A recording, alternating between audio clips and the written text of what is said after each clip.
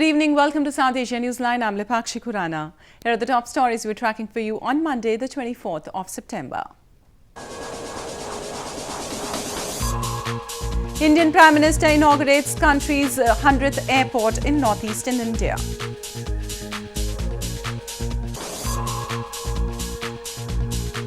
NATO to support Afghan security forces during upcoming elections.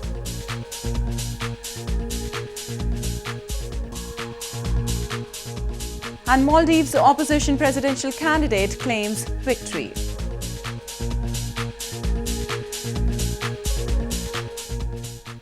And now for all the details, Indian Prime Minister Narendra Modi on Monday inaugurated the country's 100th airport in northeastern Sikkim province. The airport, which would initially cater to domestic flights, is also expected to enhance regional connectivity with international flight services connecting Sikkim with Bhutan, Nepal and Bangladesh.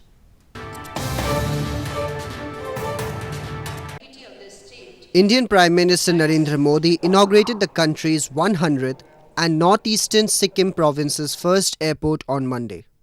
The stunning greenfield Paikong Airport, located around 18 miles from the provincial capital Gangtok, has been built at a height of 4,500 feet. Aiming to enhance the regional connectivity, the airport would initially cater to domestic flights, but later it will provide international flight services connecting Sikkim with Bhutan, Nepal and Bangladesh. ये airport खुलने के बाद पूरे हिंदुस्तान में 100 airports काम करने लग गए हैं और इस अर्थ में देश ने आज सेंचुरी लगाई है. Prime Minister Modi reached Sikkim after launching his government's flagship healthcare scheme from eastern Jharkhand province on Sunday. The world's biggest healthcare program will provide about 500 million poor people with health cover of 500,000 rupees per year for free treatment of serious ailments. Heavy rains continue to disrupt normal life in several parts of India's hill province of Himachal Pradesh on Monday. An alert was sounded in tourist hub Kullu by the Weather Department, and authorities were engaged in rescue and relief operations. Incessant rains continue to trouble residents of India's hill province of Himachal Pradesh on Monday. Normal life has been hit since Saturday due to heavy rains in the mid-hills and plains in the province. Many parts of tourist hub Kullu were inundated with the rains, damaging roads and bridges. The heavy downpour also led to a rise in the water level of rivers and drains and has submerged key roads, entered residential areas and stranded people in some distant villages. हमारे कुल्लू जिला में जहाँ पे हमें vulnerable spot लगे, जहाँ पे हम पहुँच नहीं पा रहे थे, हमारे पैरामिलिट्री की जो टीम नहीं पहुँच पा रही थी, वहाँ हमने एयरलिफ्ट किया. बाकी रोहतांग से भी हमने लगभग 50 के करीब पर्सन्स को वहाँ से रेस्क्यू किया. आज सुबह अलग अलग जगहों के टूरिस्ट थे, चेन्नई, पंजाब, हरियाणा, उत्तर प्रदेश से, वहाँ से हमने रेस्क्यू करके उनको मनाली की सेफ लोकेशंस पर रिहैबिलिटेट कर दिया है. Annual rainfall is essential in India as rains support 2/3 of the 1.25 billion population living in rural areas who rely on farming. But excessive rains cause problems like floods, landslides and waterborne diseases. Moving on, an anti-Pakistan protest was held by Kashmiri activists in Geneva to highlight the gross human rights violations and exploitation of water resources by Pakistan in Pakistan-administered Kashmir and Gilgit-Baltistan.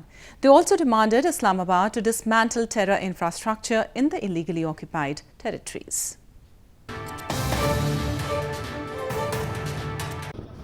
Activists recently held a protest in front of the UN building in Geneva against the gross human rights violations and exploitation of water resources by Pakistan in the Pakistan-administered Kashmir and Gilgit-Baltistan. The protest was held during the ongoing 39th session of the UNHRC in Geneva. The protesters alleged that Pakistan is suppressing the people in the illegally occupied regions by constructing different projects and diverting the waters of Jhelum and Neelam rivers. Diverting of our rivers, Jhelum and the Neelam, especially the Neelam rivers. Now it is completely dry because the flow of the river has been changed and they dig out a tunnels which harm the people because Agrarian people who live on the mountains, they have no drinking water. People of Pakistani occupied Kashmir are facing terrorism since 1947, and that was not enough. Now Pakistan is the Pakistani security agencies, military, ISI, they are kidnapping local people who are demanding their rights and right to development. The protest was also joined by Sindhi and Baloch political activists to express solidarity with the activists from Pakistan-administered Kashmir. Activists have long blamed the Pakistan security forces of widespread human rights violations in Pakistan-administered Kashmir and Gilgit-Baltistan. In news from Afghanistan, NATO on Sunday said it will provide support to Afghanistan's security forces in maintaining safety and peace during the upcoming parliamentary polls. Afghan president and representatives from different security organizations also agreed on the framework discussed during an election security meeting held at the presidential palace. NATO officials in Afghanistan on Sunday said they will support the Afghan National Security and Defense Forces in maintaining security during the upcoming parliamentary elections. They made the remarks at an election security meeting at the presidential palace attended by Afghan President Ashraf Ghani and top security officials and the Independent Election Commission or IEC. The meeting was the final meeting between the participants over the security around elections. ما به شما این است که اطمینان می‌دهیم که از منابع در دست داشته برای حمایت از نیروهای افغان در کار تامین امنیت انتخابات کار خواهیم گرفت. The final security meeting on election security was held despite the absence of an estimated 2,000 polling stations that will remain closed, said the IEC and security departments. The Election Commission said polling stations will total 5,100 down from planned 7,000 due to various reasons including security.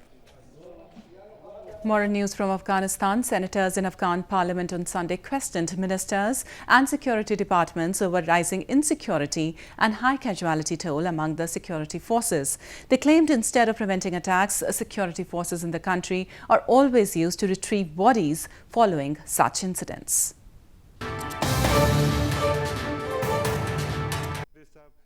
Afghan lawmakers on Sunday summoned Defence and Interior Ministers and the Deputy Head of the National Directorate of Security over the high casualty toll among security forces. The senators blasted security departments over their inability to prevent attacks in different provinces as well as in capital Kabul. They said instead of preventing attacks, security forces were being used to retrieve bodies following such incidents. متاسفانه که اردو تا یک ماه 513 شهید 718 زخمی اسیر 43 جمع تلفات 1274 نفر. اینا که حمله میکنن میگیرن همه چیز به تاراج میبرن. متاسفانه وقتی که ما میریم دیگه مستولی میشیم میرویم اجساد انتقال میتیم و با مخروبه مواجه میباشیم.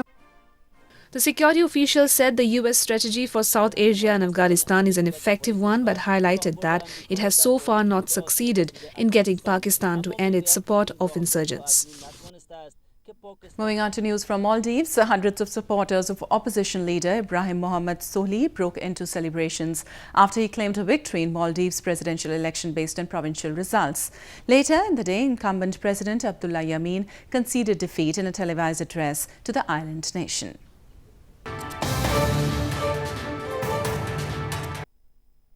Opposition leader Ibrahim Mohammed Sohi declared victory early on Monday in the Maldives' contentious presidential election, claiming he has ousted Abdullah Yameen, the sitting president of the Maldives. The Ministry of Foreign Affairs later on Monday cited provincial figures from the country's election commission, showing Sohi taking victory by margin of 16.7% over Abdullah Yameen in Sunday's election. Hundreds of supporters carrying yellow flags of Sohi's Maldivian Democratic Party gathered outside the main opposition campaign centre in Malé in a jubilant mode, calling on Yameen to concede defeat. Yameen had expected to cement his grip on power amid criticism over fairness of the vote on the island's best known as luxury holiday destination. The Election Commission said it would release official results by September 30th as stipulated in the constitution. A 4-day-long annual cultural festival is enthralling visitors in Ladakh region of India's northern Jammu and Kashmir province. The festival aims to showcase the glimpse of rich traditional and cultural diversity of the region.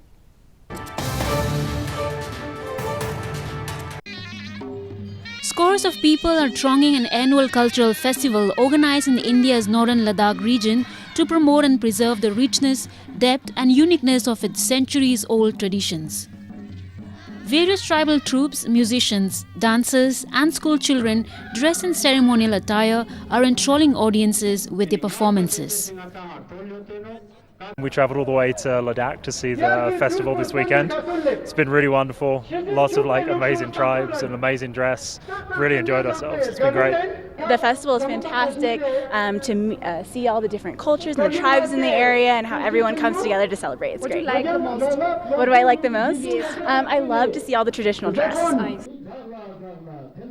The event is aimed at attracting tourists and providing them an opportunity to experience its diversity and vibrancy, besides showcasing the glimpse of the rich heritage of Ladakhi tradition. The 4-day-long festival hosts a variety of events to showcase a local culture, including music concerts, handicraft displays, archery competitions and polo matches.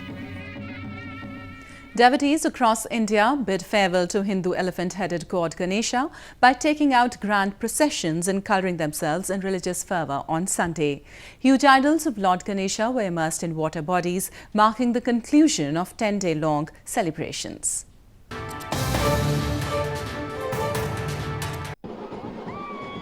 Devout Hindus across India took out grand processions and danced to the beats of drums, bidding farewell to elephant-headed god Ganesha on Sunday after 10 days of his birthday celebrations. In India's entertainment capital Mumbai, thousands of devotees coloured themselves in crimson hues of religious fervour amid chanting of slogans. They later danced and walked their way on the streets of the city during a huge procession of immersion of the huge Ganesha idol in the sea. The immersion ceremony, known as Visarjan, signifies divine entities returning to their abodes after being the guests of the devotees on the occasion of Ganesh Chaturthi. Meanwhile, in western Vadodara city, devotees gathered to immerse an eco-friendly idol of Ganesha in a makeshift pool of water and not in a larger water body. The devotees expressed concern that the paint on idols contain toxic chemicals and immersion in water bodies poses a pollution threat. पिछले 5 सालों से यहाँ पे गणपति जी का आयोजन किया जाता है तो शाही सवारी के साथ आयोजन किया जाता है पर इको फ्रेंडली के साथ यहाँ पे एक छोटा सा कुंड जितना जैसा तैयार किया गया है वहाँ पे आज गणपति जी का इको फ्रेंडली से हमने उसका विसर्जन किया है. During Ganesh Chaturthi festival, devotees buy decorated and colourful Ganesha idols and establish them in their homes and revel in religious pageantry. The immersion of the idols in water bodies marks the conclusion of the celebration. The festival is widely celebrated in western Maharashtra and southern Andhra Pradesh and Karnataka provinces. Well, that's the way it was in South Asia this evening. Before we conclude, the top stories once again. Indian Prime Minister inaugurates country's 100th airport in northeastern India.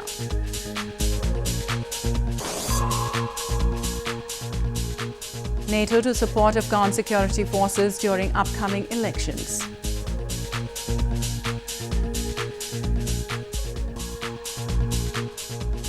And Maldives opposition presidential candidate claims victory.